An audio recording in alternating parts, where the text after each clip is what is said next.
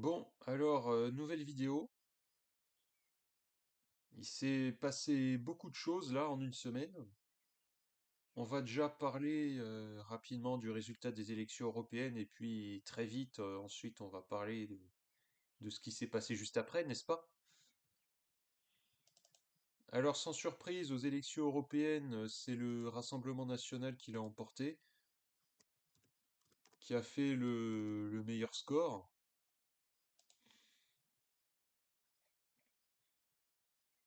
avec... alors, je suis en train de regarder le score précis. Euh, Zut, ils sont où les résultats? Bon, c'est peut-être dans le coin des sondages. Euh, mais zut, mais ils sont où les résultats? Ah, bon.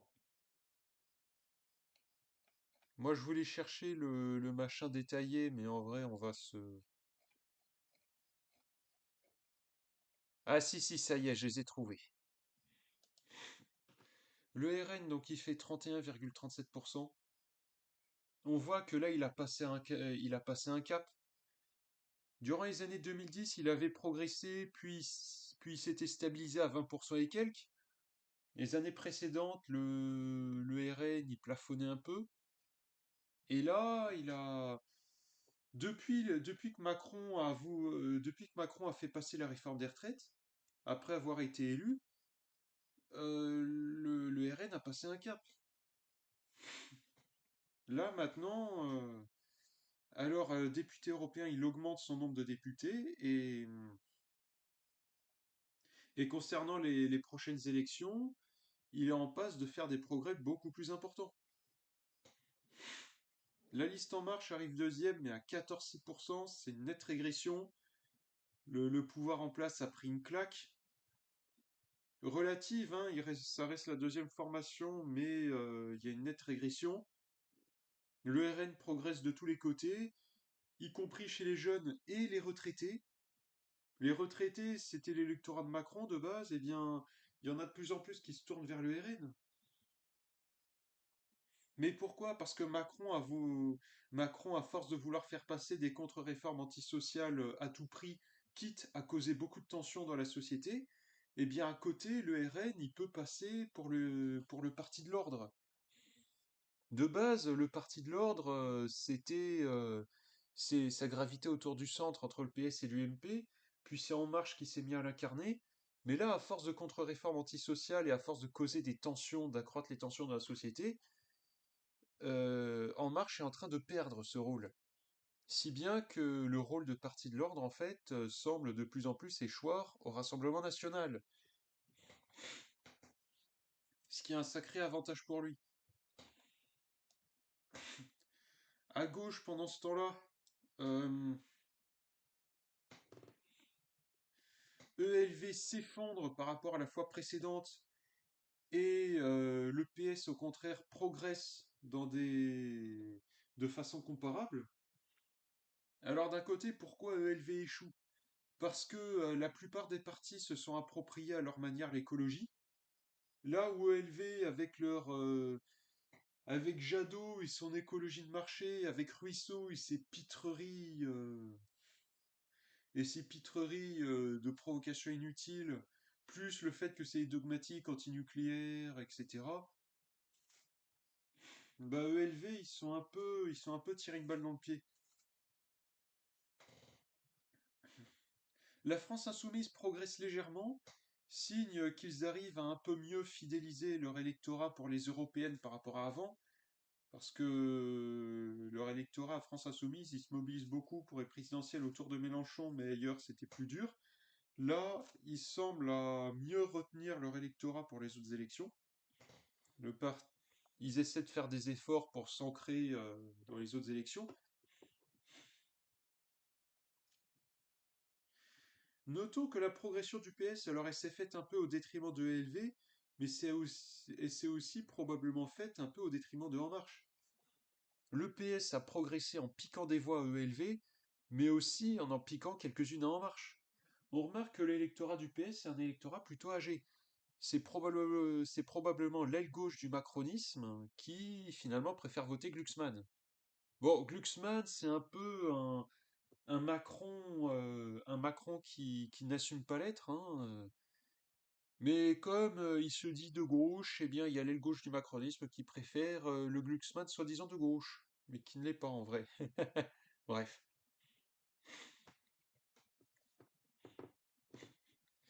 LR continue à régresser tout doucement. Alors c'est pas un effondrement, ils étaient déjà plus bas, mais ils régressent encore.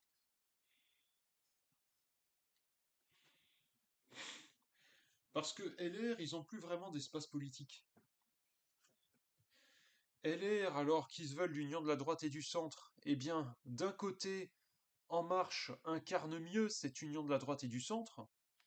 Au fond, d'une certaine manière, En Marche, il y a quelques ressemblances avec la période Sarkozy. Entre la période Macron et la période enfin, entre la période Macron et la période Sarkozy, il y a pas mal de ressemblances.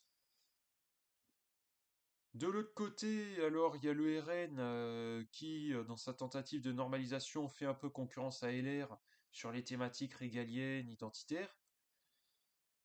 Après, LR, alors notamment avec Vauquier, les années passées, ils avaient tenté de se positionner sur un créneau néolibéral, identitaire, conservateur pour essayer de continuer à exister. Sauf que là-dessus, ils sont entrés en concurrence avec Reconquête d'Éric Zemmour. Du coup, c'est une formation qui n'a pas vraiment d'avenir politique. Et on va le voir justement. Le PCF, le score diminue encore légèrement, mais le PCF, pour beaucoup de gens, c'est un peu une formation du passé. Oui, mais le communisme, c'est mort, c'est fini, c'était un bel idéal, mais il n'en reste plus rien. Ça, c'est ce que se disent un certain nombre de gens, à mon avis. Ce qui fait que le PCF n'arrive pas à remonter la pente. Mais bon. Le PCF, qu'on se le dise, en fait, c'est une formation à peu près SOCDEM, mais la plus grand-chose de communiste. Et les élections, c'est pas censé être la priorité. L'Alliance rurale de la Salle est juste derrière le PCF. Bon, leur programme, on dirait que c'est le lobby de la chasse et de la pêche, mais que le PCF arrive à peine à faire mieux qu'eux, c'est un signe. Les animalistes, parti animaliste 2% pile. Alors c'est une liste qui est plus là pour porter un message que pour avoir des députés européens. Après, l'affiche avec le petit chaton, je pense que ça y est pour quelque chose. À mon avis, il y a... comment dire? Les élections européennes, c'est 48,51% d'abstention. La participation est de 51,49%, c'est-à-dire il y a énormément d'abstentionnistes.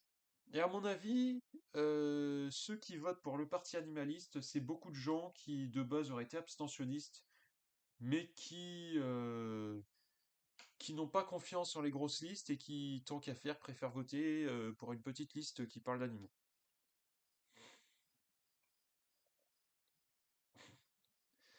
Il y a des petites listes écologistes qui ont fait des petits scores. Alors, aucun député européen, hein. C'est des listes qui sont en désaccord avec ELV sur certains aspects, des listes souvent qui sont pro-nucléaire, une liste qui est plus centriste, qui ont quand même qui ont quand même obtenu des dizaines de milliers de voix, ce qui n'est quand même pas négligeable. Signe que même si c'est des petites listes où les bulletins ne sont pas présents partout, et où les affiches ne sont pas présentes partout, il y a quand même une demande pour une écologie qui ne soit pas de l'escrologie, quoi. ELV, leur prise de position, il y en a qui n'ont rien à voir avec l'écologie, d'autres qui sont pas écologiques, et du coup, c'est pour ça qu'il y a d'autres partis écolos qui arrivent à faire des scores. Les listes, alors, UPR et les Patriotes aux alentours de 1% pour les deux. Bon, alors l'UPR, j'avais dit pourquoi je les soutenais plus par rapport à ce qui s'était passé en interne. Les Philippot à côté pour les Patriotes, c'est un opportuniste.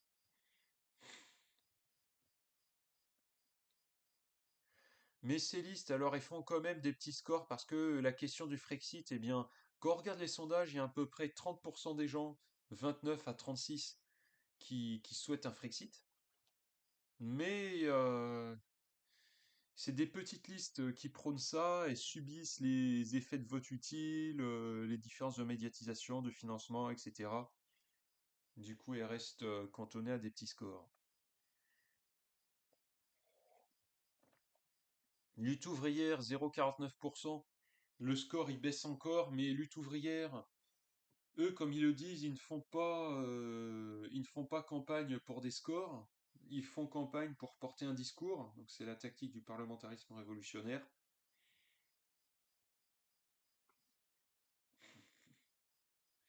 Et,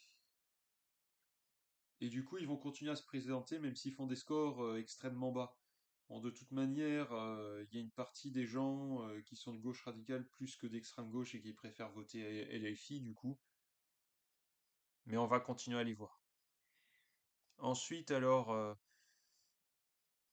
à la fin, c'est toutes les petites listes victimes de la pseudo-démocratie qui ont fait des scores extrêmement bas, mais pour beaucoup, c'est des listes qui n'avaient pas de bulletin.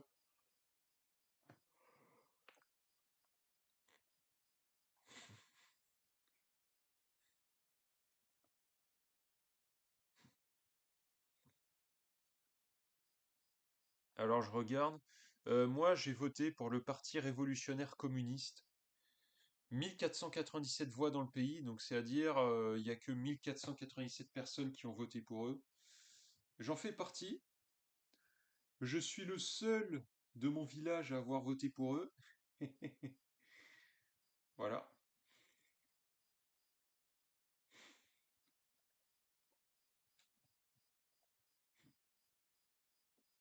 Bon, et ensuite, on va pas s'attarder là-dessus.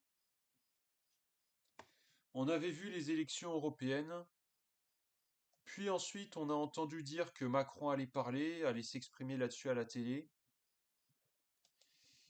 Et puis là, tu, Macron décide de dissoudre l'Assemblée nationale. Alors moi j'étais sur le cul. J'étais sur le cul. Et alors, attendez, j'essaie de retrouver un article. Macron, en fait, ça fait des semaines qu'il préparait ça. Seuls quelques proches étaient au courant, la majorité de ses subalternes ne le savaient pas, et ils ont aussi été sur le cul. La plupart des militants En Marche, ils ont été surpris. Macron a surpris quasiment tout le monde avec ça. Et il a dit, oui, je prépare ça depuis des semaines et je suis ravi, je leur ai balancé ma grenade dégoupillée dans les jambes. Maintenant, on va voir comment ils s'en sortent. Ouais, donc Macron qui a décidé de dissoudre visiblement pour foutre les autres partis dans la merde. Il a convoqué des élections alors le 30 juin et le 7 juillet. Donc c'est-à-dire environ 3 semaines après les élections. 3 semaines pour préparer des élections législatives, c'est rien. Du coup, oui, ça va pas mal emmerder les autres formations qui vont devoir faire une campagne dans la précipitation. Là, alors on peut se dire que vu que les équipes de Macron ne sont pas non plus au courant, parce que quasiment personne ne le sait, il y a juste quelques proches qui le savent, là on pourrait se dire que du coup ces équipes aussi ils vont être dans la merde. Sauf que pour rappel, lui il est président. Du coup il peut faire campagne pour son parti en parlant de son côté. Du coup c'est moins désavantageux pour lui en fait, et ça fout vraiment les autres formations dans la merde.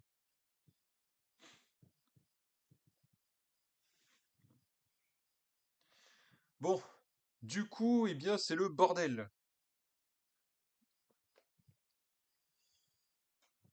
Euh,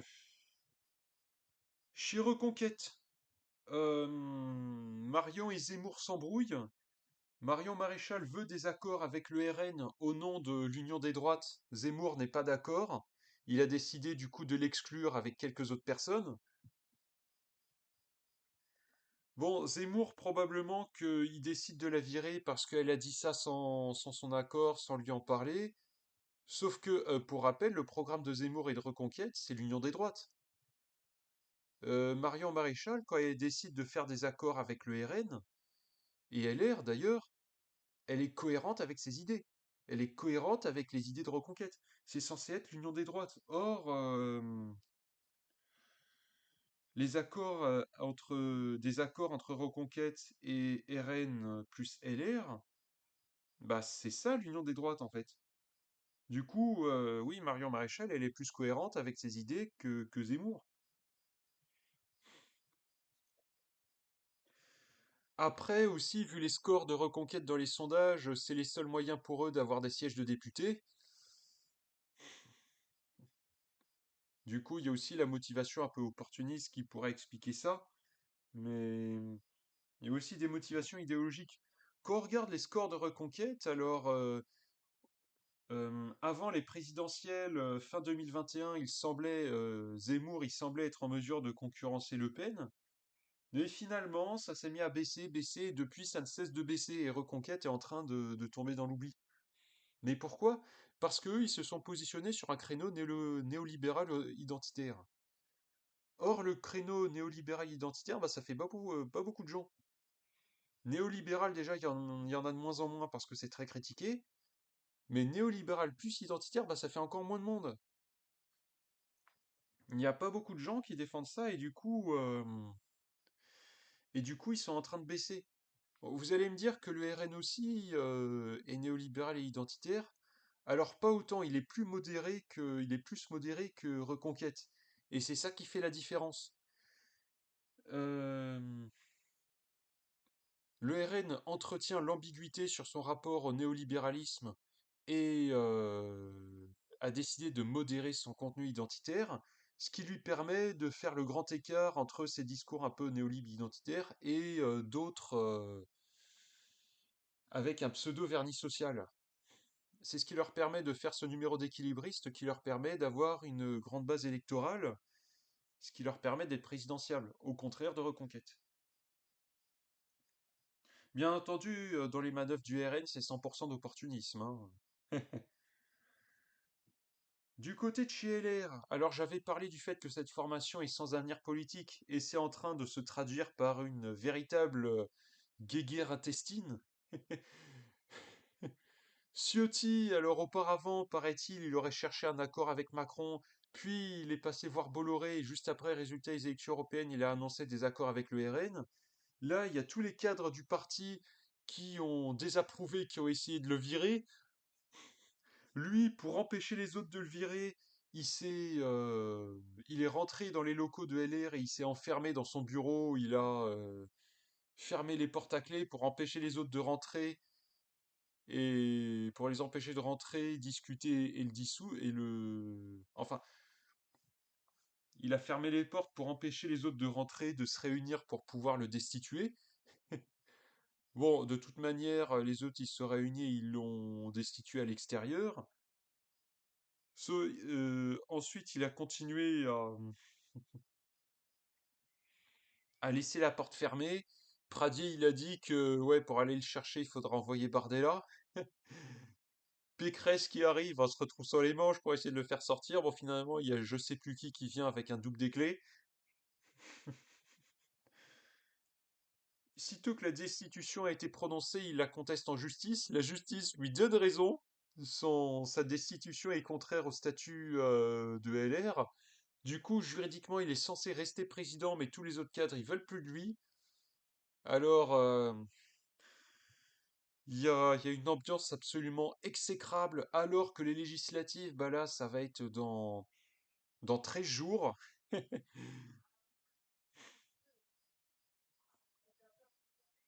Bref, c'est... du côté de chez Reconquête, ça s'est tiré dans les pattes. Du côté de chez LR, c'est la catastrophe.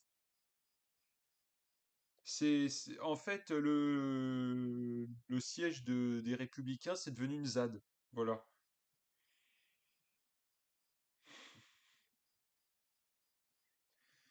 Du côté de la gauche, alors, ils ont été surpris aussi, mais du coup, tout de suite, ils ont senti le danger pour leur siège.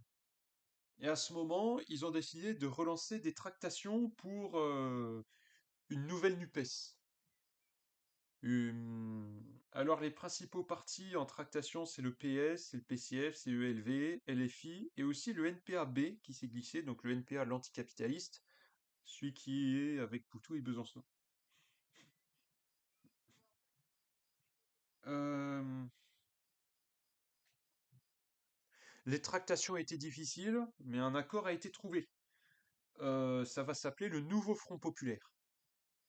Voilà.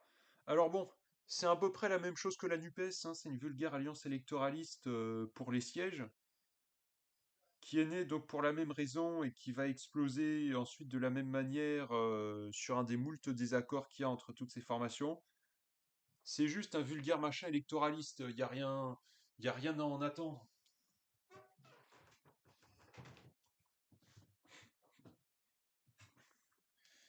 Euh, Et à côté de ça, il y a eu beaucoup de drama.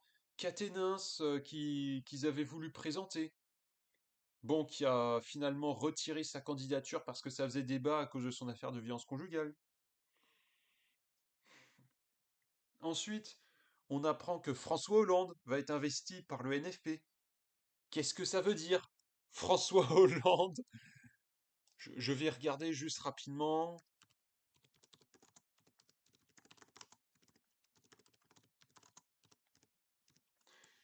Je vais regarder. Euh, ouais, Hollande est candidat au nom du NFP. Le type qui a été président, qui a trahi, qui a appliqué la politique du patronat, le NFP décide de faire un accord avec lui. Non mais c'est quoi cette merde? Déjà, alors les accords avec les clans Tondelier, Glucksmann, bon, la gauche molle et atlantiste, bon, surtout Glucksmann, déjà ça craint, mais en plus avec Hollande, quoi. Oh, en Corrèze.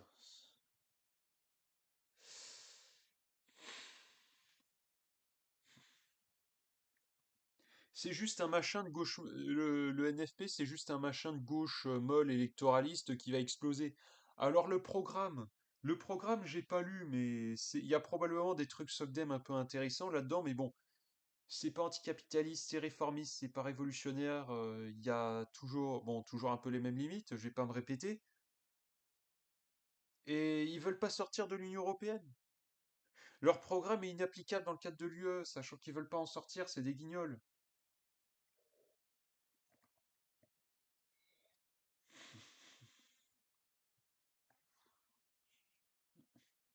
Alors notons qu'Athénins, il a renoncé parce qu'il y a eu des pressions, mais il était soutenu par Méluche. À côté, Corbière, Garrido, ils ont été exclus. Alors, du côté de l'AFI, il y en a qui disent que ce sont des traîtres qui ont comploté contre l'AFI avec les autres partis de gauche pour se retrouver, pour faire un accord avec Macron pour un gouvernement dont LFI serait exclu.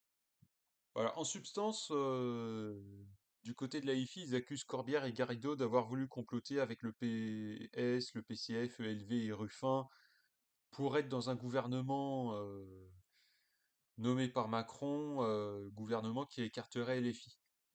Gouvernement qui serait un gouvernement de gauche molle qui risquerait de trahir. Voilà, donc ils ont été accusés de ça. Bon, d'un côté, c'est vrai que Garrido, quand il dénonce le manque de démocratie interne et quand il dénonce l'affaire Quatennens, c'est seulement quand ils ont été marginalisés qu'ils ont dénoncé ça. Avant, c'était des fidèles de Mélenchon. Il y en a qui disent oui, c'est des apparatchiks, etc. Bon, c'est un peu vrai, mais bon, Mélenchon, Bompard et tout, c'est aussi des apparatchiks, hein. Et il n'empêche que il y a quand même un vrai problème de démocratie interne dans la France insoumise. Garrido et Corbière, quand ils dénoncent le manque de démocratie interne, alors ils le font par opportunisme parce que c'est un très vieux problème. Et au début, ils ouvraient pas leur gueule là-dessus. Mais à la FI, il n'y a pas de démocratie interne, il y a une violence dans les rapports entre militants. C'est un problème. Corbière et Garrido, ils avaient quelques désaccords avec Mélenchon par rapport à la question palestinienne, par rapport à certains sujets. S'il y avait une démocratie interne, ces désaccords auraient pu être traités dans le calme, mais comme il n'y en a pas, et comme il y a une violence dans les rapports, il y a eu une polarisation croissante autour de ces désaccords, de plus en plus de tensions qui se sont accumulées en interne, jusqu'à ce que Corbière et Garrido en aient marre et décident de tout déballer dans la presse. S'ils ont tout déballé, c'est parce qu'il y a une violence en interne et une manque de démocratie interne. Du coup, tout mettre sur leur dos, c'est pas, euh, c'est pas réglo. Bon, et tout ça, ça fait qu'à plusieurs endroits, les sortants qui ont été exclus décident de se maintenir candidats, y compris en utilisant le logo NFP alors qu'ils sont censés ne plus pouvoir le faire alors qu'ils ont été exclus. De l'autre, LFI a trouvé des candidatures de remplacement. Donc, c'est des gens qui viennent du milieu associatif, etc. Je suis pas trop renseigné là-dessus, du coup, je vais pas m'attarder là-dessus. Il y en a qui disent, des soutiens de la LFI qui disent, oui, vous voyez, Mélenchon, il vire les apparatchiks pour remplacer par des gens du terrain, etc. Alors, Mélenchon, bizarrement, il ne vire que les apparatchiks qui sont en désaccord avec lui pour les remplacer par des gens qui, fort probablement, vont être contents d'être là, donc vont fermer leur gueule. Ouais, ça fait un petit peu penser. Il y en a qui les accusent de stalinisme, bah c'est pas tout à fait faux. À l'époque où les apparatchiks concurrents étaient écartés et à la place on foutait des gens de la base mais qui allaient être contents d'être là, du coup qui allaient rester fidèles et fermer leur gueule. C'est un peu la même tactique quoi. C'est inquiétant. Je vois des gens des personnes qui sont censées être militants, militantes féministes, qui ont dénoncé l'investiture de Quatennens, bon, qui ont été contents du coup qu'il renonce à sa candidature, parce que oui, honnêtement, je dis, il devait renoncer, sinon ils allaient s'asseoir sur leurs convictions. Quatennens, il devait renoncer, sinon LFI et trucs, ils allaient s'asseoir sur leurs convictions. Mais à côté, alors ces militants qui demandaient à ce que Quatennens parte, avant qu'il parte, ils voulaient quand même soutenir la FI contre Garrido et Corbière, qui ont jeté des militants sous le bus, qui ont dénoncé, qui ont attaqué le parti. Bon, je vais pas m'attarder là-dessus, mais il y a des phénomènes de gouroutisation et de culte de la personnalité autour de la LFI. Euh, le culte de la personnalité, c'est pas qu'à droite, c'est pas que dans les sectes. Il y en a aussi de l'autre côté, et beaucoup, hein. Culte de la personnalité, il y en a un non assumé autour du Macron. Il y en a un autour de Mélenchon. Concernant Le Pen, alors c'est plus une SARL, c'est plus une entreprise de famille. Du coup, c'est plutôt des copinages de famille, etc. C'est pas tout à fait un culte de la personnalité, mais c'est pas non plus démocratique.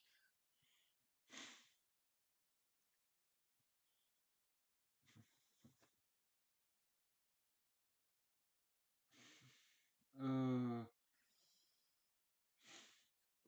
Bref, voilà, du côté du NFP, il y a des candidatures dissidentes, ça se tire un peu dans les pattes. Mais bon, je pense que de l'autre côté, ça va aussi se tirer dans les pattes. Euh, où j'en suis? Où j'en suis, parce que là, je suis en train de regarder ce qui me reste à dire.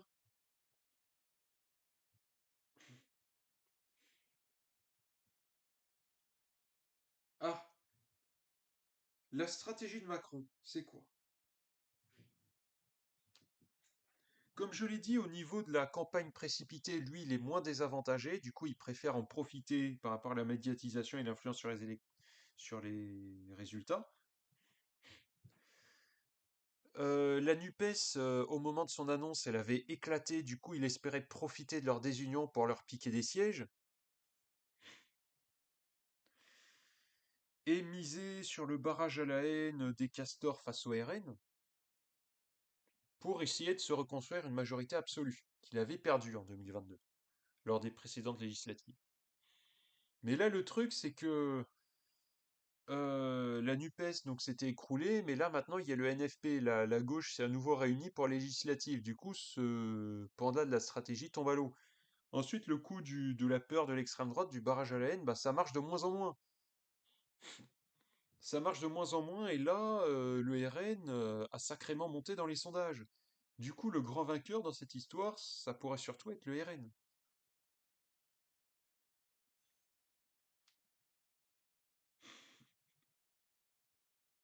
Quand on regarde les sondages, là, alors là, il y a un nouveau sondage qui... Il y a des nouveaux sondages qui sortent. Euh, le... le RN est largement en tête devant les autres. Et concernant les projections en termes de résultats, alors, avec le NFP, il n'a pas la majorité absolue, mais il a quand même beaucoup de monde. En revanche, ensemble, ils sont censés complètement s'effondrer. Du coup, voilà, si Macron n'a plus... enfin, si Macron perd sa majorité relative, si le nombre de députés de sa coalition s'effondre complètement, avec qui va-t-il faire son gouvernement? Là, Macron, alors, la projection de Cluster 17 du 11-12 juin, ils annoncent entre 70 et 100 députés pour ensemble, donc Renaissance en marche. Avec ça, c'est pas avec ça qu'ils vont faire un gouvernement. LR, c'est entre 25 et 35. Bref, c'est un peu la dèche, quoi.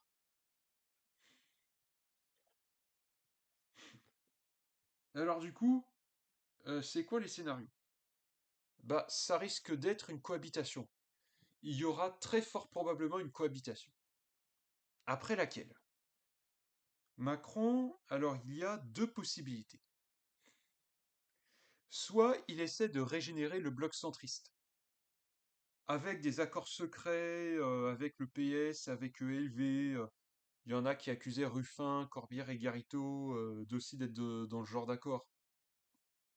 Donc il y a la piste de l'accord centriste qui ouvre un peu à gauche tout en ouvrant un peu à LR.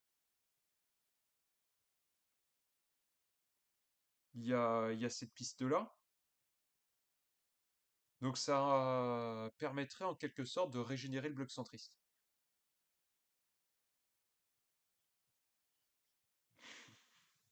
Sauf que pour ça, il faut que les candidats du...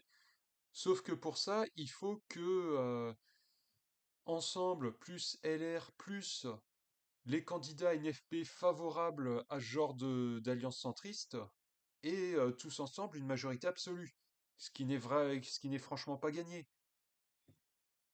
Ensuite, s'il y avait des gens issus du PS plus de LV avec des gens de LR au gouvernement, alors vous me direz que ça avait déjà été le cas en 2017, sauf que là les choses ont changé.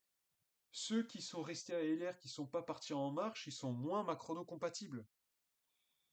Du côté du NFP, ceux qui n'ont pas rejoint En Marche en 2017, ils sont moins macrono-compatibles aussi. Du coup, ça sera plus dur à faire cohabiter, il y aura plus de tensions, il aura plus de mal à constituer une majorité centriste. Là, le centrisme est en perte de vitesse. Le centrisme est en train de s'écrouler. On est en train d'être dans une phase, là, transitoirement, de bipolarisation gauche-droite des formations politiques. Je vais y revenir juste après. Du coup, là, pour l'instant, pour Macron, une alliance centriste, alors c'est toujours possible. On sait que face à certains députés LR ou PS, notamment François Hollande, enfin, face à certains candidats plutôt LR ou PS, comme François Hollande, il ne, il ne dépose pas de liste pour favoriser donc ces quelques listes LR et PS, éventuellement dans l'espoir d'un accord. Il joue un peu sur ce tableau-là, mais à mon avis, le plus probable, c'est qu'il y ait une cohabitation avec le Rassemblement national, parce que les députés RN plus En Marche, ça suffirait à avoir une majorité absolue. C'est le plus probable aussi parce que c'est la première force d'opposition.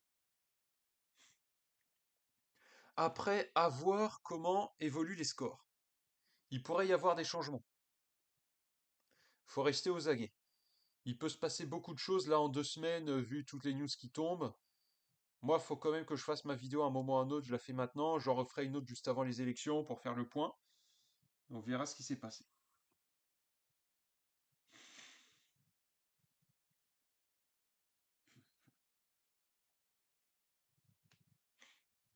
Là, on pourrait dire que la stratégie de Macron, c'est peut-être de, si jamais il perd la majorité relative et qu'il se retrouve forcé d'accepter une cohabitation, son espoir, alors, c'est peut-être de mettre l'opposition au gouvernement dans l'espoir de l'user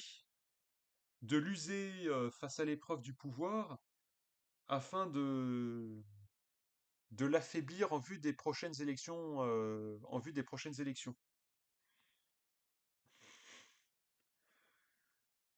Ou de l'emporter avec lui dans sa chute. Parce que bon, Macron, il pourra pas se représenter tout de suite après. Si jamais il arrive à user un parti d'opposition en le mettant au pouvoir, sa formation politique pourrait en bénéficier au cours des prochaines élections.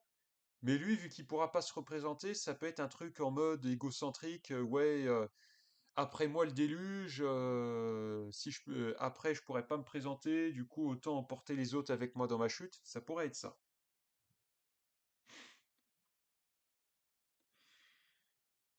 S'il y a une cohabitation, alors le gouvernement, donc ministre, le Premier ministre et les autres ministres, ils ont des pouvoirs, mais Macron, mais Macron, dans notre cinquième République présidentielle, il a pas mal de pouvoirs aussi. Du coup, Macron, il pourrait utiliser ses pouvoirs pour essayer d'entraver le gouvernement, pour le foutre dans la sauce. On sait que le budget de 2025, il sera très difficile à boucler. Du coup, si jamais il y a une cohabitation avec le RN, il pourrait mettre le RN au gouvernement dans l'espoir qu'il se casse la gueule sur le budget de 2025 et qu'il se grille pour les prochaines élections. Voilà. Quitte à perdre personnellement, Macron pourrait se dire, eh bien, dans ce cas, autant faire perdre tout le monde, ou tout du moins le maximum possible. Il pourrait, et il pourrait essayer de détruire comme ça la principale force d'opposition en la forçant à se trahir d'une certaine manière. Ce qui pourrait réussir à faire, parce que le RN, bon, moi je dis c'est une farce, au pouvoir il fera une Mélanie, et si le RN se retrouve au gouvernement, je pense que ça risque de faire comme avec Mélanie. Le RN va trahir sa base populaire, va se griller pour les prochaines élections, et Macron sera tout content. Après voilà, les électeurs qui seront déçus du RN ne vont pas nécessairement se retourner vers En Marche. Il y en a qui disent que Mélenchon pourrait essayer de se servir du RN au gouvernement comme paratonnerre pour essayer de se disculper l'huile, mais ça marchera pas. Dans les manifestations, quand il y a des appels à la démission, ça vise surtout Macron. Il y a des appels à la démission du Premier ministre, ça et là, mais surtout Macron qui est touché. Pour rappel, on est dans un régime présidentiel, dans une cinquième république crypto-bonapartiste, où la figure présidentielle est centrale. Surtout que là, Macron, c'est un président jupitérien. Du coup, il pourrait user une formation adverse, une formation d'opposition en la mettant au gouvernement via une cohabitation, mais il ne pourra pas s'en servir comme paratonnerre vu qu'il sera de toute manière jugé co-responsable et il sera de toute manière touché.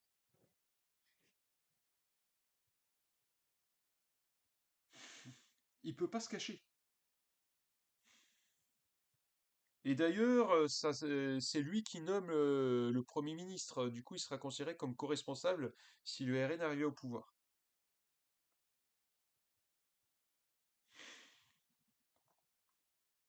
Bref, où j'en étais. Alors ouais, la seule stratégie cohérente que je vois, ça serait que Macron espère démonter une force d'opposition en l'usant au pouvoir, mais après, il n'y a rien d'autre qui me semble probable. Bon, je remarque que du côté du NFP, à gauche, il y en a beaucoup qui gueulent au retour du fascisme. Oui, contre Hitler, faisons le Front populaire, manifestons contre l'extrême droite, gna gna gna. Bon, alors tout ça, je le dis d'emblée, c'est du théâtre, c'est une farce grotesque. C'est une lecture dogmatique qui consiste à plaquer de vieux slogans militants déconnectés de leur contexte de base sur un contexte qui n'a rien à voir. Le RN, ce n'est pas Hitler, ce n'est pas le nazisme, ce n'est pas le fascisme. Le RN, c'est quoi? C'est du néolibéralisme autoritaire, en plus conservateur, en plus dur sur certains sujets régaliens, mais rien de plus. Le RN, en fait, ça ressemble beaucoup au RPR d'il y a 30-40 ans. Des éléments de préférence nationale, etc., c'était dans le programme du RPR des années 90. Merde, faut arrêter de se voiler la face. Il y en a qui disent que le RN n'a pas changé depuis les débuts. Oui, bon, faut arrêter de plaisanter. Ceux-là, ils ne connaissent même pas leur adversaire, ils seront pas capables de le combattre. Toutes ces pitreries contre l'extrême droite, le fascisme, le nazisme, ça va pas empêcher le RN d'arriver au pouvoir, le cas échéant, parce que ce sont des slogans qui reposent sur une méconnaissance du Rassemblement national et de son rôle concret. Il y en a qui parlent de bonapartisme. D'autres personnes parlent de bonapartisme. Alors pour le coup, c'est plus intéressant. Honnêtement, le RN, pendant la période Philippot, il y avait un aspect un peu néo-gaulliste, crypto-bonapartiste. Mais après, aujourd'hui, bon, sachant que il veut plus sortir de l'euro, qu'il a jamais voulu sortir de l'UE et qu'il veut plus du tout, on sait même pas s'il veut toujours sortir au commandement militaire intégré de l'OTAN, il veut plus vraiment sortir du Schengen, il veut plus supprimer les doubles nationalités, bref. Le RN est en train de se renier sur tout, il est en train de nous faire une Mélonie. Pour moi, c'est en train de devenir un parti néolibéral, autoritaire, conservateur, qui s'inspire un peu du RPR et de Sarkozy, qui s'inspire du RPR de Chirac et du MP de Sarkozy. Pour moi, à mes yeux, le RN, c'est plus proche de ça, quoi.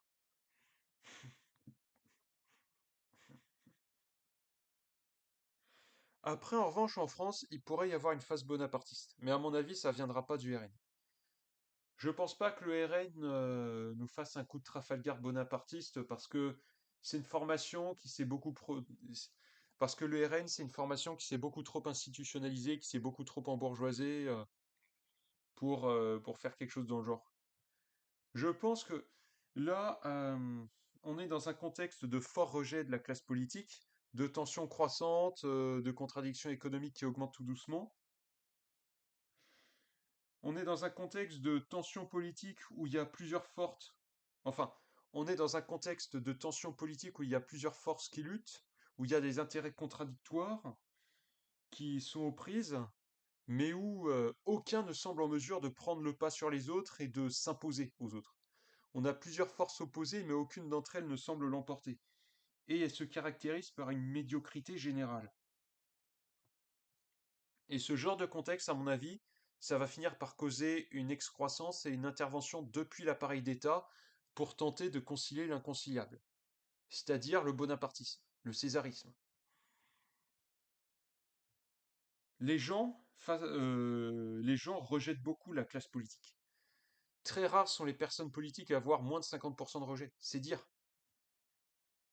Et ce que ça veut dire, c'est que à terme, les gens, par dégoût de la politique, il y en a beaucoup qui sont... Enfin, à terme, les gens, par dégoût de la politique usuelle, institutionnelle, ils vont se tourner vers une institution qui conserve encore, pour une majorité, leur confiance. Vers une institution qui interviendra par la force pour tenter de concilier l'inconciliable en arrivant au pouvoir. Et ce, par la force. Je parle de l'armée. À terme, d'ici quelques années, l'armée va se retrouver. Alors, il va y avoir une étincelle, un événement de plus, la goutte de trop, va pousser l'armée à intervenir. Des généraux et quelques troupes vont faire un coup d'État. Et on va rentrer dans un régime, pour le coup, vraiment néo-bonapartiste. Je pense, alors, pas de fascisme, je pense, parce que le fascisme, ça se construit en opposition à un mouvement ouvrier qui est puissant, organisé, qui lutte beaucoup, de façon intense, à un point tel que l'État bourgeois n'est plus en mesure de le contrôler. Le fascisme, c'est la roue de secours du capitalisme lorsque le mouvement ouvrier est en passe de l'emporter, lorsque le capitalisme et la bourgeoisie sont en passe d'être renversés et expropriés. on n'est pas du tout dans ce contexte-là actuel. Enfin, actuellement, on n'est pas du tout dans ce contexte-là. On est plutôt dans un contexte de tension, de médiocrité générale, aucune force peut l'emporter. Et ça va plutôt causer du bonapartisme, ou plutôt une forme actualisée. En France, il y aura du néo-bonapartisme, avec un coup d'État de l'armée et de quelques généraux qui arriveront au pouvoir d'ici quelques années. Grand max avant 2040. Et encore, là, c'est large, à mon avis, vu comment l'histoire est en train de s'accélérer, vu comment les tensions politiques sont en train d'augmenter avec ces affaires, ça pourrait venir plus tôt. Il y aura un coup d'État de l'armée avec des généraux qui vont arriver au pouvoir. Euh, c'est qui vont renverser la vieille Cinquième République. Née d'un coup d'État, celle-ci va aussi mourir d'un coup d'État et va engendrer ce qu'il a créé, c'est-à-dire du bonapartisme. La République, la cinquième, elle est née d'un coup d'État crypto-bonapartiste. Elle va finir, à mon avis, de la même manière. Ça serait très logique avec son fonctionnement, qui, alors, avec l'héritage de De Gaulle, conserve un ferment bonapartiste qui irrigue toutes les institutions de la Cinquième République, qui vont causer sa perte par une autre forme de bonapartisme. Ce bonapartisme, donc là, à mon avis, ne va pas venir du RN, mais plutôt d'autres éléments qui sont actuellement plus discrets, plus en lien avec l'armée, moins embourgeoisé, etc. Ça va plutôt venir de là. À mon avis, ça va pas résoudre les problèmes. Bon, moi je suis communiste, hein, je suis pas partisan d'un coup d'État militaire, vous vous en doutez. Pour moi, ça va pas résoudre les problèmes. Il va y avoir une période d'autoritarisme. En revanche, ça sera pas du fascisme. Le bonapartisme et le fascisme, c'est deux choses différentes, donc ça se combat différemment. On dit pas la même manière. Faut pas faire de grille de lecture dogmatique à plaquer des slogans étus. Enfin, faut pas avoir de grille de lecture dogmatique qui consiste à plaquer des slogans éculés sur un contexte qui n'a plus rien à voir. Il faut savoir avoir un peu de jugeote. Cette phase bonapartiste, ça sera pas non plus le fascisme, mais ça sera une phase difficile à vivre, avec des tensions, avec une baisse des libertés publiques, politiques, une phase de difficulté, une phase plus autoritaire. Reste à s'impliquer pour que de cette transition mouvementée difficile accouche une société supérieure. Moi, là où je suis isolé des luttes, j'ai très peu de possibilités de déplacement, ça fait que j'aurai énormément de difficultés à militer sur le terrain, ça a toujours été mon problème, j'ai un énorme problème avec ça. Heureusement, d'autres ont davantage de capacité de militer, mais bref. Au vu de la médiocrité de la classe politique d'ensemble, voilà, j'annonce des perspectives assez sombres, mais ça se voit. Rappelez-vous de la lettre des généraux, j'ai fait une petite vidéo là-dessus, enfin, une vidéo d'annonce sur un article sur la lettre des généraux où j'anticipais une phase un peu bonapartiste. Je pense qu'on va se diriger vers ça. Alors, ça sera pas dans les mois à venir, sauf, sauf, sauf énième coup de tonnerre. Je pense pas que ça vienne aussi vite, mais on va finir par en arriver là. D'ailleurs, alors bon, je parle de la Cinquième République qui a des ferments bonapartistes, mais la France, historiquement, a produit du bonapartisme de façon régulière. Il y a déjà Napoléon Ier, l'archétype. Il y a un peu Napoléon III, même si ce dernier a plus évolué vers le conservatisme.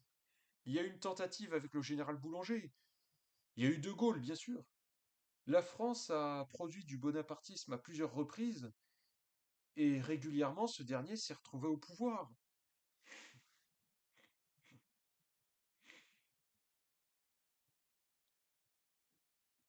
Le RN, j'avais dit que le RN, je voyais plutôt faire une Mélonie.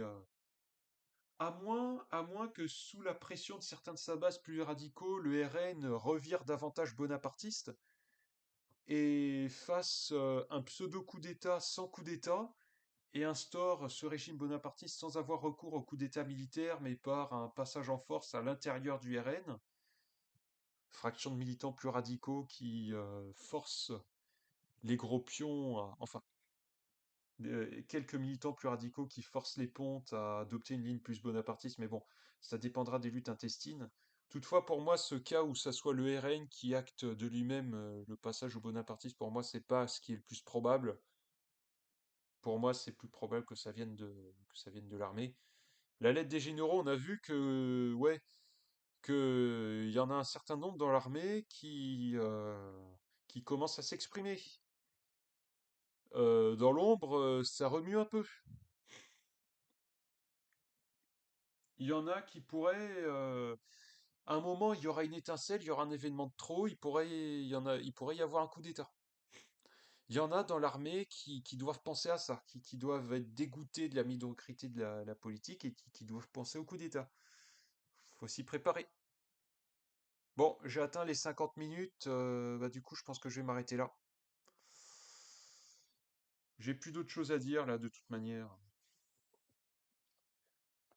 Macron, il joue sur deux tableaux, cohabitation avec le RN ou alors bloc centriste, ou à défaut d'une gauche divisée, il va tenter de jouer la gauche, la carte de la gauche noyautée.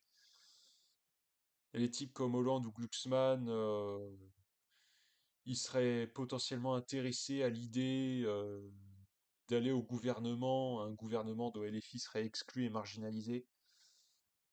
Il y a des militants FI ou des randoms politisés qui soutiennent la FI et le NFP qui disent ça aussi. Bref. Il y a des trucs que je dis, je suis loin d'être le seul à les dire, hein. Je suis pas seul, ça dépend. Moi, je suis rouge-brun, je prends à droite à gauche. Euh, et actuellement, pour les perspectives nationales communistes autogestionnaires, bon, pour un coup, c'est aussi assez sombre. Je pense qu'on va se quitter là-dessus, là, du coup. Du coup, au revoir. Et bien, dans moins de 2 semaines, juste avant les premières élections. Il y aura probablement du nouveau d'ici là. Et on fera le point là-dessus ensemble plus tard. À plus!